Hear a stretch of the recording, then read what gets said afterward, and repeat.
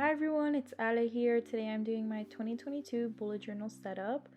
I'm really excited to get this year's bullet journal started, and so for this year I got a blue journal from Amazon. I don't know the brand, but I'll ask my mom because I got it for Christmas. So for the theme this year, you're gonna see kind of me doing doodles and that kind of stuff throughout the journal. This is because I wanted to make this year a little bit more personal to me, the journal, because in past years I've always done themes that I've either seen on Pinterest or just other YouTubers, and although I really liked them all, none of them really felt very personal to me, apart from specific spreads or maybe the color schemes. Last year I did a minimalistic look with browns, and brown was my favorite color for a while, but it's unfortunately not my color anymore. So, yep, this first page, I kind of just did things that I wanted to describe me, or things that I think describe me. Also, just random things. I did a cake and stuff because I like to bake, crazy hair, and just doodles. Honestly, it was kind of really random. The next page, this journal has an index, which I think is really cool for a journal to have. I haven't had that before, but yeah. Then I did grid spacing. I did this last year for the first time. This year I kind of messed it up, but it still worked out for me, so I don't really care. But yeah, grid spacing is basically just a page that you count out the number of boxes and dots each page has, and also just what's gonna work out for your templates. I'm not very good at explaining it, but it's pretty handy if you do a lot of templates and boxes and stuff, because then you don't have to count every single time. You just look back to this first page and it has to count it out for you.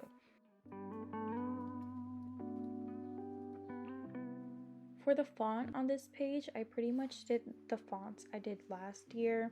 I just colored in the spaces in the cursive, and the next page was actually my favorite page of the whole spread. It's my 2022 cover page, and I actually worked on it a couple days ahead because I was so excited for this. I wanted to do kind of my year vision board type vibe, kind of what I wanted my year to include. And I did lines of the colors that I'm gonna include throughout the spread. So I did some pinks / purples, some blues, a green, and a couple of browns. I basically just did them vertically down the page, or just down the page. And then this actually became kind of hard because if you saw, I had planned out what I was going to do in each spot, but once I colored in the lines, I realized it was going to be a lot harder because I could no longer see what I had planned out. I did the 2022 in a cool font that I don't know how to describe. It's kind of Y2K in my opinion, but like I said, I couldn't see what I did under, so I messed up. And none of the twos looked the same, but it's okay. I was happy with it. And I left this in because I love watching coloring in numbers and stuff like that. Then, like I said, the doodles I did on this page are the stuff that I wanted to be in my year.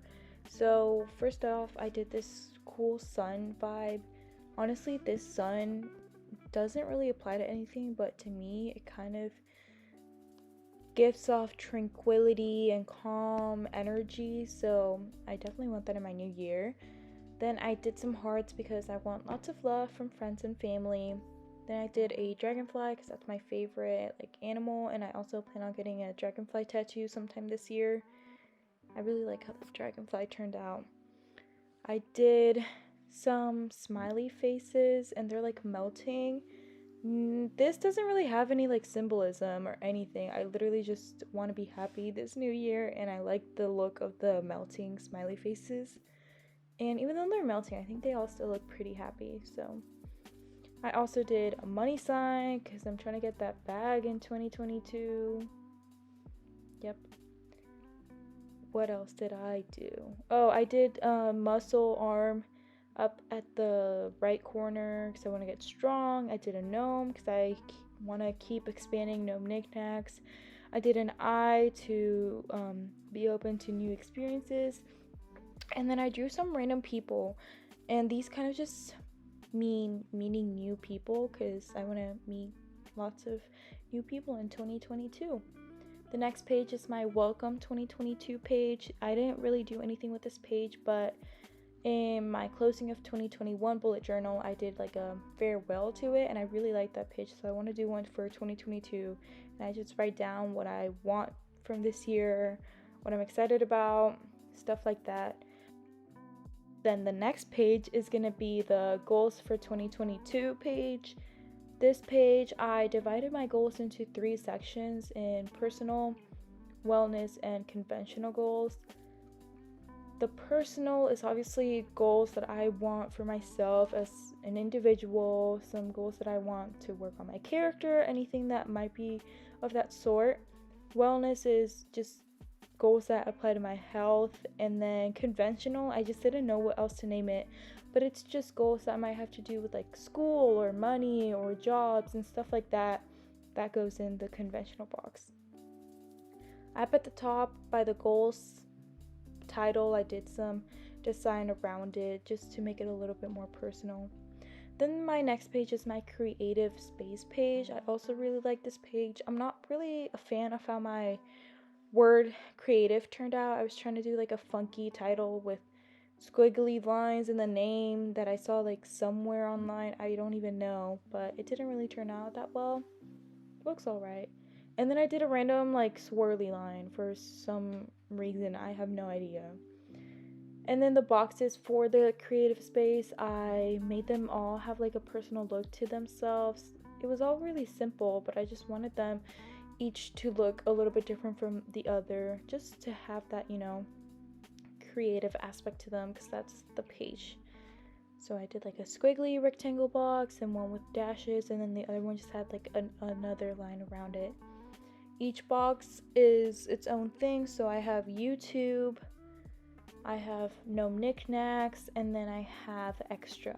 One of my goals is to fill out the extra box because I did not last year. So I hope to maybe complete it this year.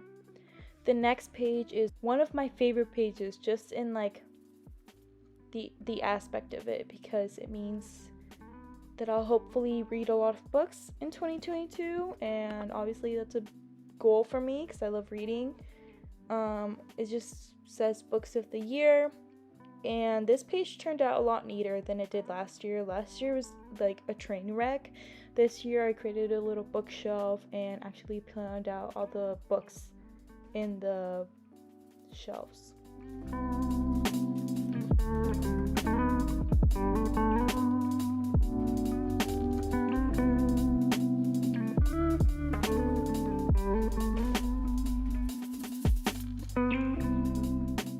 Then at the bottom, I just created a key for the boxes. So for every month, how many books I read, I'll color in each book. And that's how I keep track of how many books I've read that month. And it's really helpful actually, because I always like lose track of what I'm reading or what I read that month. The next page, I somehow forgot to like hit record, so I didn't film any of it. But this page is basically like my 2022 calendar month lookout. I don't know what it's called. And for the first time ever, I made no mistakes with the numbers because I actually planned them out before doing them, which I'd never done. So they turned out fine. And also all this like doodles you're seeing at the top, I freehanded all of them, so I'm not so sure how I feel about them. I think they look alright. They just look a little chaotic, but it's okay. I think that was the vibe at the moment. The next page is going to be my mood tracker. I'm bringing back the mood tracker. I did this in 2018. No, I did it in 2019, in 2020, and in 2021 I tried doing it for the first month. I did not do it any other month, but I needed to fill a page, and I thought bringing back the mood tracker could be it. It's currently January 6th and I have not filled out a single day, so if that doesn't tell you how it's going, then I don't know. Then my next page is going to be my things to check out page. I also really like this page because it's kind of my keep track of what people are recommending me page, because I never remember. And also, I have decided that the books box from this page is going to serve as my TBR, just because I also get recommended a lot of books and I never remember them. So, yep. Then my next page is a new page of this year. It's my sounds of the year, and it's basically just music that I'll really like throughout the year. I'll write it down, and then at the end of the year I can look back and be like, yeah, I really did like that song actually, or something like that. I don't know, it seems like a good idea. It's kind of like a 2022 playlist, if you've seen those in other bullet journals. And yeah, and then the next page is also a new page. I did a 2022 vision board. This reminds me of my friend Isabel, because she's always making vision and mood boards and stuff like this. And I just had the idea because I needed to fill out this page, and a lot of these magazines were my mom's weird magazines. She does not have any cool magazines, but I feel like I found some pretty good things. A lot of them are food magazines, and that's why half of this page is just recipes or food. But I think it looks kind of cute. I really like the book on the top. I like the cookies. I like the checkerboard vibe there was back there. And then finally, my last couple pages are going to be my 2022 in pics pages. These pages, I've done them for the past 2 years, and as far as I'm concerned, I will continue to do my 2022 in pictures, or whatever year it is, just because it's actually my favorite thing to fill out at the end of the year, because I just look back on the year and basically I just put whatever I thought highlighted that month. So here's my final flip through of the setup. I have my cover page, and I'll shut up now so you can enjoy it. Okay. Yes.